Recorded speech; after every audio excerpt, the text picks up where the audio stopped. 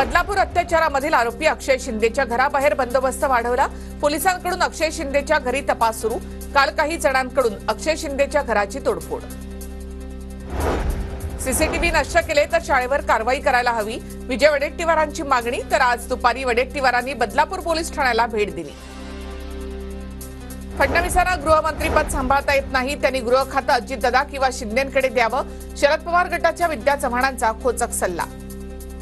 फार निवडणुकांमध्ये बिझी आहेत, पोलीस दल त्यांना सांभाळता येत नाही, त्यामुळे मला असं वाटतं एक तर शिंदेंनी स्वतःकडे घ्यावं, नाही तर अजितदादांकडे द्यावं।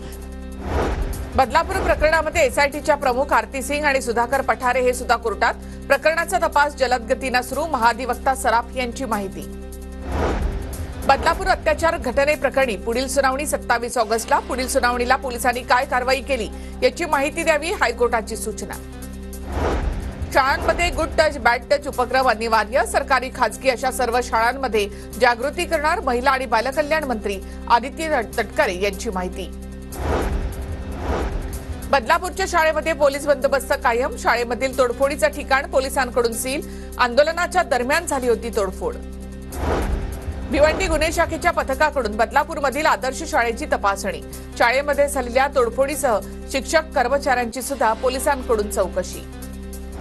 बदलापूरच्या घटनेची शालेय शिक्षण विभागाकडून गंभीर दखल, शिक्षकेतर कर्मचाऱ्यांना नेमणुकीपूर्वी चारित्र्य पडताळणी अहवाल अनिवार्य। बदलापूरमध्ये लावण्यात आलेल्या बॅनरवर नगर परिषदेकडून कारवाई, विकृत राजकारण नको आशयाचे बॅनर नगर परिषदेने हटवले। बदलापूरमध्ये प्रत्येक चौकामध्ये लागले होते बॅनर। बदलापूर शहरामध्ये 2 दिवसांनी इंटरनेट सेवा पूर्वपदावर, कोणतीही चुकीची माहिती किंवा व्हिडिओ व्हायरल होऊ नये म्हणून इंटरनेट सेवा बंद केली होती।